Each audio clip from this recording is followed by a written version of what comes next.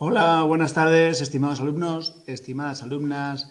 Vamos a ver hoy, como habéis pedido muchos de vosotros, pregunta de desarrollo. ¿Cómo estudiar la pregunta de desarrollo? ¿Qué hay que hacer? ¿Qué preguntas de desarrollo os sugiero? Claro, ya tenéis un vídeo que se llama 20 preguntas imprescindibles, que os lo voy a dejar ahí arriba, ahora, la etiqueta para que pinchéis y vayáis a ese vídeo y os descarguéis esas 20 preguntas de desarrollo. Aquí os voy a enseñar un poco más o menos qué es algunas recomendaciones sobre la pregunta de desarrollo. Claro, menos de 20 ya no se pueden estudiar, o sea, es que menos de 20 no, o sea, tenéis que entender que ponen muchas, pero al fin y al cabo os van a dar a elegir una de dos, ¿vale? Vamos a verlo. Bueno, ya sabéis que el examen se compone de dos partes. 10 preguntas de test que tienes que hacer todas. ¿Por qué? Pues porque los errores ni penalizan ni nada. Entonces, pues nada, haceros la idea de hacer las 10 preguntas de test. Porque los errores no penalizan. Hacer las 10 preguntas de test.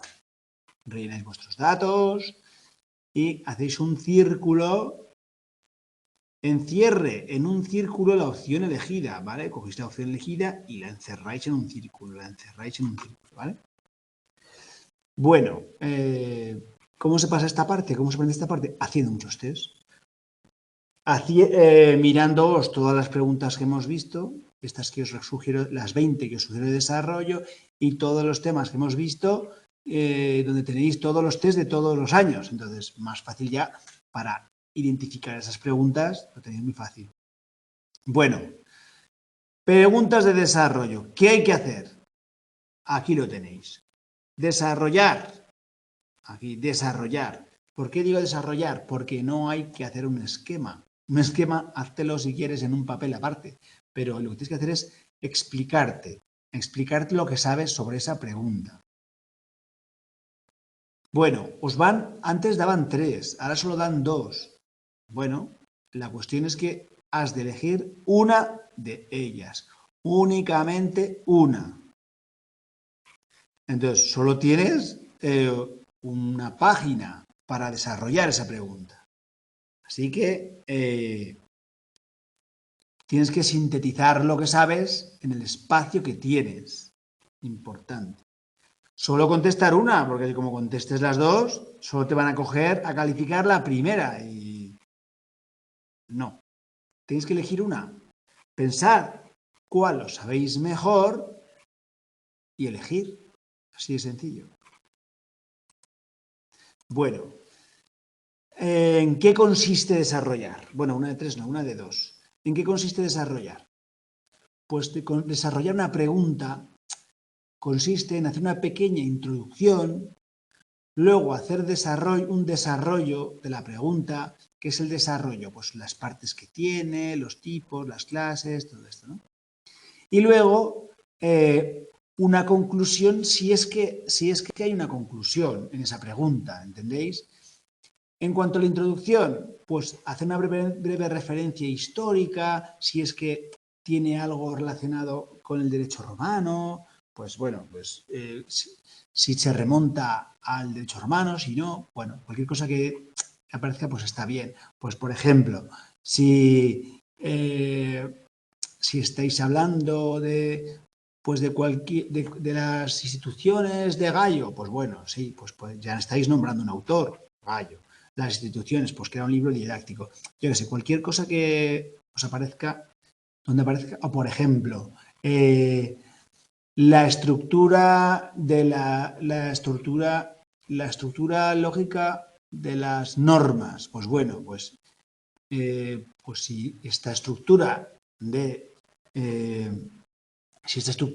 es de la escuela histórica y pues bueno, si lo ponéis, pues está bien, no está mal. Siempre está bien dar algunas referencias. ¿Que no? Pues no pasa nada, no pasa nada. Hacéis una breve introducción sobre el asunto y ya está. Pues, por ejemplo, si es que hay un contrato Pues dices, bueno, este es uno de los contratos consensuales que ya se remontan a la historia, a la época romana y que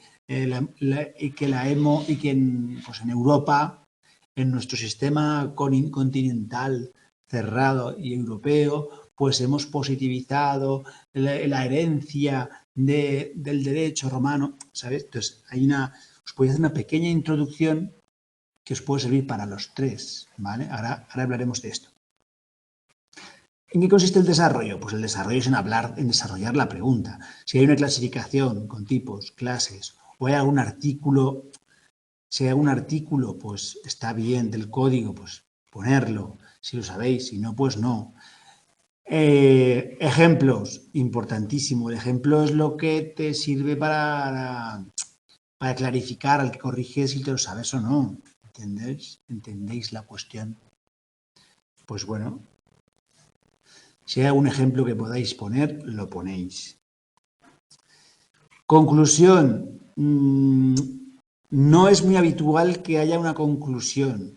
O sea, no te piden una conclusión que tú des tu opinión personal. O sea, conclusión no suele haber en las preguntas una conclusión. Simplemente, pues bueno, es conclusión o final, ¿no? Si es como el final de la pregunta, pues bien. Pero nunca deis vuestra opinión personal. Nunca deis vuestra opinión personal. ¿Por qué? Porque no os la piden.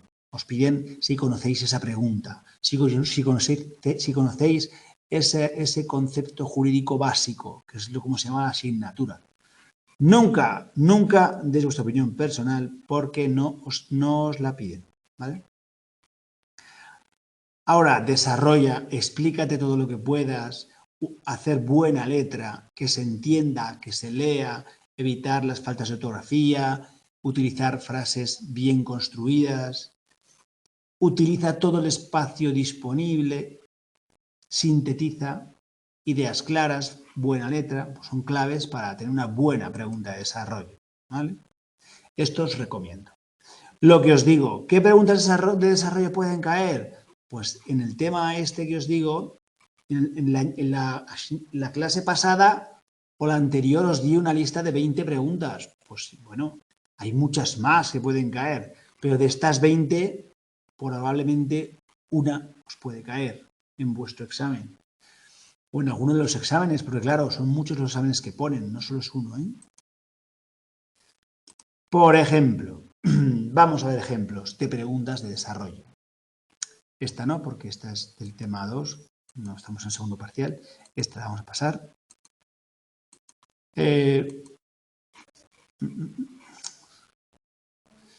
Esto lo pasamos.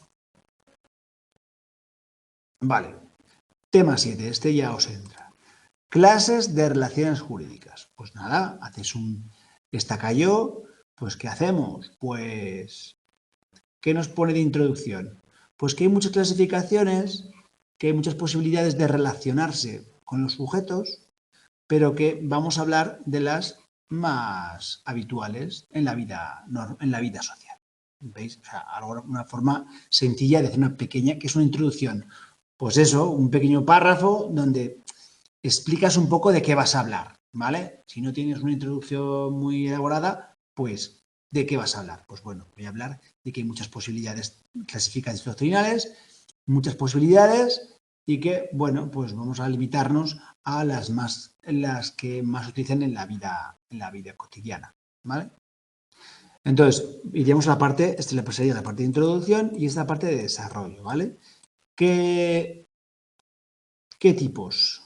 Porque divide clases, pues clases absolutas y relativas y de derecho público y de derecho privado. Pues bueno, aquí absolutas y relativas, pues empezaría con las absolutas, pues diciendo que se hacen valer frente a todos y luego pondría unos ejemplos y que incluso podrías explicar algunos ejemplos, pues como la personalidad, o sea, relaciones de personalidad, estado civil o las reales, la propiedad, el uso, por ejemplo. Ejemplo de las absolutas. Pues bueno, el estado civil de casado. Bueno, pues es verdad, el estado civil de casado, pues cuando contraes ese vínculo matrimonial, se inscribe en el registro civil. ¿Para qué? Pues para que tenga esa eficacia de la inscripción erga omnes, para que ante todos se pueda, pues bueno, demostrar que nuestro estado civil es el de casado. Los derechos reales, el de propiedad, pues ves, también es absoluto. ¿Por qué? Porque es frente a todos. Se puede hacer valer frente a todos. Se puede inscribir en el registro de la propiedad y, pues bueno, con ese título de propiedad lo puedo hacer valer ante cualquiera que intente, pues eso, vulnerar ese derecho, pues lo puedo hacer valer ante ellos, ¿vale? O sea, puedo poner definir lo que son absolutos, pues que se hacen valer frente a todos, o relativas, que se hacen valer, se ejercen frente a un sujeto concreto, o interpartes, y ahí pues podemos hacer las relaciones jurídico-familiares, las obligaciones de crédito, porque son interpartes, como cayó en 2022, ¿no? Entonces, pues, después de hablar de cada una de ellas, puedo poner un ejemplo de cada, pues hemos visto las de personalidad y las de crédito, por ejemplo, pues con la relación, porque es relativa, porque las relaciones entre dos personas determinadas, como es el banco y tú, ¿vale? Entonces, realmente, pues está claro, son las partes que vienen. No es frente a todos, sino que es interpartes. Por una pequeña explicación del ejemplo, pues también estaría bien. ¿De derecho privado y derecho público? Pues bueno, las que de derecho público, las que interviene el Estado, y las de derecho privado, las que intervienen solo particulares, y el Estado cuando actúa como particular. Este detalle, pues a lo mejor estaría mucha nota, pues mejoraría la nota, porque es muy importante, la pregunta, porque es muy importante, ¿no? Y fijaros que es que ya está, con esto lo tendríais. Tendríais la pregunta de desarrollo. Realmente no es tanto. No os cabe mucho más. No os cabe mucho más. Bien, es un poco explicado, un poco desarrollado, no os cabe más en el folio que vais a tener. Bueno, otra pregunta. El contenido del derecho subjetivo. Pues bueno, como te piden el contenido del derecho subjetivo, pues bueno, ¿qué es lo que hace la introducción? Pues la introducción lo que hace es una breve referencia a qué es un derecho subjetivo. Pues te dice que cada derecho subjetivo pues expresa poderes, facultades que te dan posibilidades frente a uno o varios sujetos, ¿vale? Eso es una diferencia, eso es la definición, porque en la definición también está parte del contenido. Entonces, te interesa hacer esa introducción. ¿Qué más? Luego tienes que hablar, pues que genéricamente cualquier derecho subjetivo puede tener una serie de facultades como son uso, disfrute, disposición y pretensión.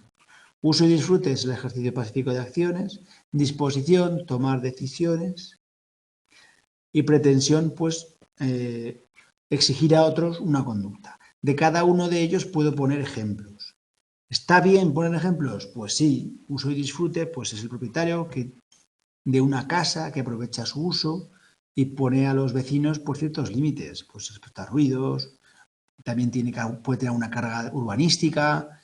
Y luego disposición, pues que puede tomar decisiones. El propietario puede vender o puede alquilar, ¿vale? Puede hacer sobre ese derecho, puede generar sobre ese derecho subjetivo otros derechos de propiedad, ¿no? O puede otorgar a otros ese derecho en cosa ajena, ¿entendéis? Pretensión, pues exigir a otro o a otros una conducta. Entonces, pues también tienes ejemplos. Pues que el propietario de una casa pues puede exigir que otro no le perturbe, que otro no le construya delante sin respetar esos metros de distancia entre distintas fincas, ¿no? Pues ya veis que realmente no es mucho tampoco. O sea, realmente suelen ser preguntas que te pueden dar pie a desarrollar mucho o a comentar, pero pues si hablas de los distintos tipos o las facultades y los ejemplos, pues te van a dar mucho juego, pero bueno, pues eso realmente no es muy larga, porque es que no cabe más, ¿vale? Entonces tratan de buscar siempre preguntas que no ocupen mucho, porque es que no caben, no os va a caber, no os cabe, ¿vale? Entonces, pues hay veces que son cortitas, como la estructura de las normas. Fijaros, la estructura de las normas jurídicas. Pues esta que cayó, no sé si el año pasado o hace poco, sí, el año pasado. Pues fijaros, la estructura lógica de las normas, pues primero también nos hace una pequeña definición sobre las normas jurídicas. ¿Veis? Esto es un poco de introducción, porque ¿qué te dice? Pues que ese tipo de normas, pues que son unas reglas que rigen aspectos de la vida en común. ¿Ves? Una pequeña definición de qué son las normas jurídicas. También puede decir que están recogidas en algún código, ¿no? Que recogen aspectos de la vida y que su estructura lógica es supuesto de hecho, consecuencia jurídica. Supuesto de hecho, pues que es un acto, conducta, descrito abstractamente. Podéis decir que se hace abstractamente, ¿para qué? Pues para que la norma pueda cubrir una pluralidad de supuestos. O sea, hay cosas de lógica que podéis comentar y darle a la pregunta un poco más de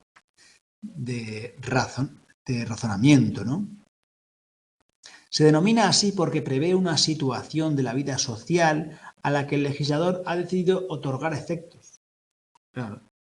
Supuesto de hecho, pues es un supuesto de hecho de la vida a la que el legislador ha dicho, pues bueno, sí, puede tener efectos.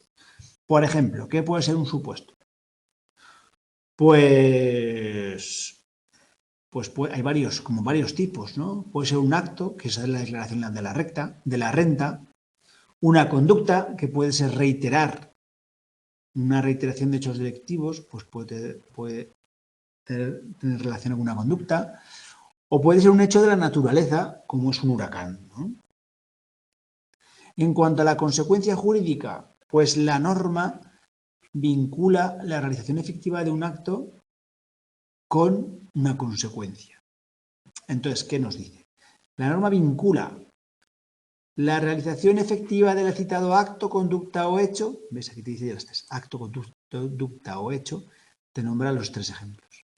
De modo que la realización o concurrencia del supuesto de hecho, o sea, si concurren cómo se ha definido el supuesto de hecho, tendrá por consecuencia una consecuencia que será jurídica. ¿Y por qué es consecuencia jurídica y no consecuencia social? Pues porque estamos hablando de la estructura de las normas jurídicas, no de las normas del ajedrez. ¿Entendéis los detalles?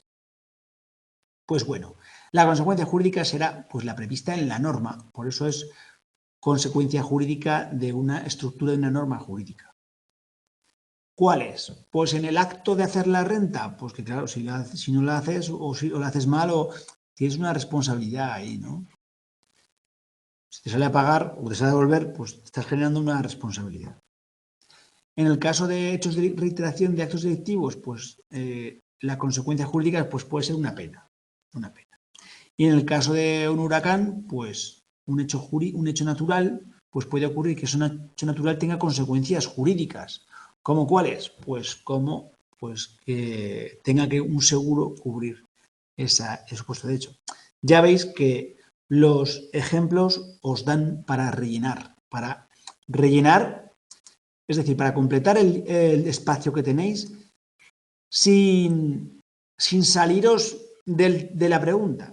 Porque si empieza a comentar cosas sobre otros asuntos, pues no vale. Para que se esté bien puntuado y os sirva, tiene que estar dentro como del apartado. O sea, habláis del supuesto de hecho y ponéis una pequeña definición y habláis de los ejemplos de supuestos de hecho. Y lo mismo con las consecuencias jurídicas. Habláis también de esas consecuencias jurídicas, ejemplos de esas consecuencias jurídicas cuando habléis de consecuencias jurídicas. No os estáis saliendo de la materia y estéis completando bien y demostrando, sobre todo al que va a corregir, si os puede leer bien vuestra letra, que sabéis de qué estáis hablando, ¿vale? Bueno, este tipo de pregunta tan larga no es muy habitual, pero puede caer, ¿vale? Derechos reales de propiedad y derechos reales en cosa ajena.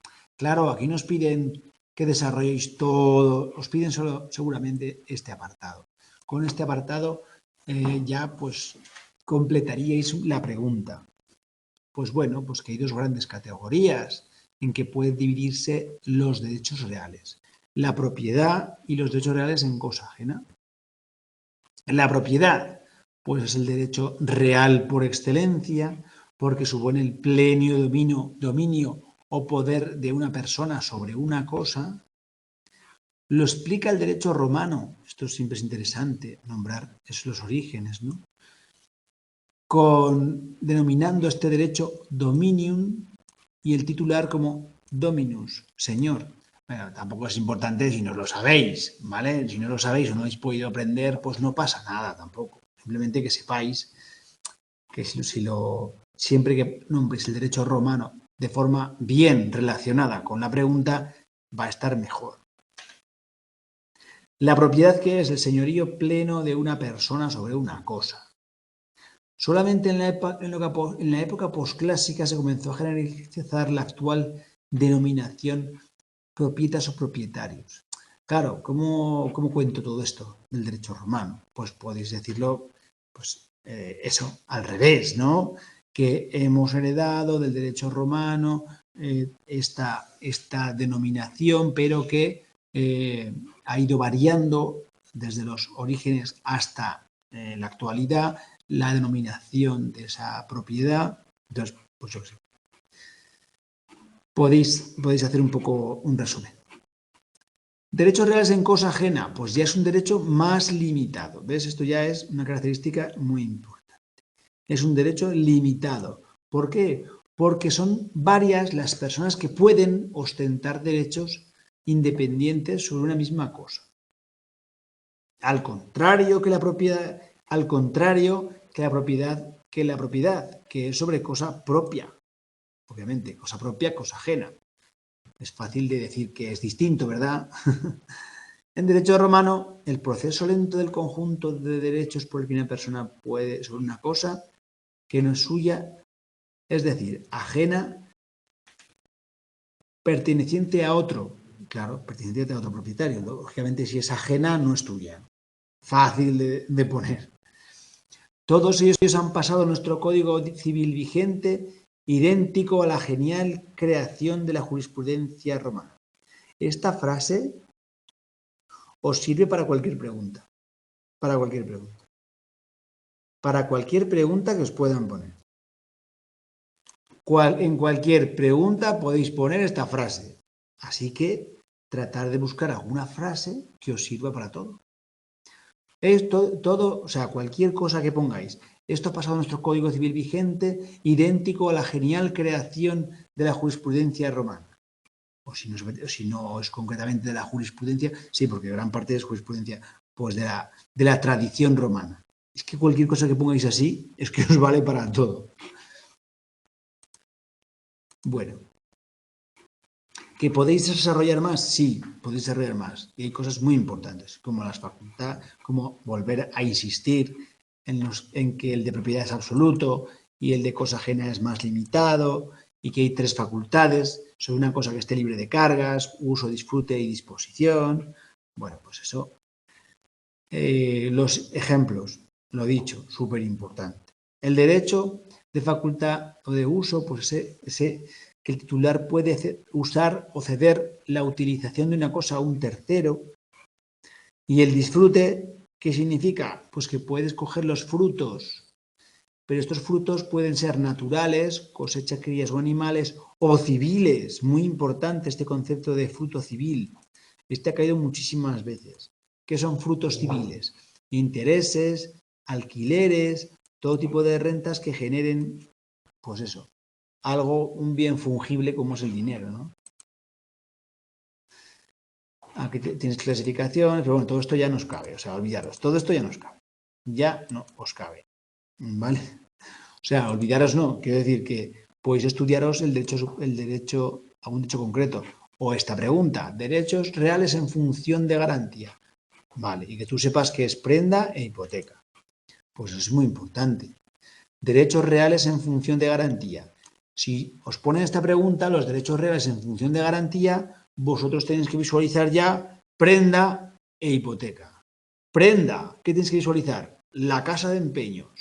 ¿Quiere usted venderlo o quiere usted empeñarlo? ¿Qué significa prenda? Pues eso, empeñarlo, dejarlo supone un desplazamiento. ¿Por qué? Porque hay que dejarlo en la casa de empeños en manos del acreedor para que te preste un dinero y él puede retener la cosa hasta que pague el crédito. O sea, prenda, hipoteca. Prenda, la casa de empeños. Empeñar una cosa. Hipoteca, pues lo que es una hipoteca. Pues que no se desplaza la posesión de la cosa, porque suele ser un inmueble, recae sobre inmuebles y pues que ese mismo inmueble se ofrece en garantía. Bueno, otro tema, otro grupo de preguntas muy importantes. Los 4 contratos consensuales principales. Pues ya se configuraban el derecho romano. Otra vez podéis decir que nuestro Código Civil es tributario o hereda toda la tradición y jurisprudencia clásica del derecho romano, que ha llegado hasta nuestros días a través de ese proceso de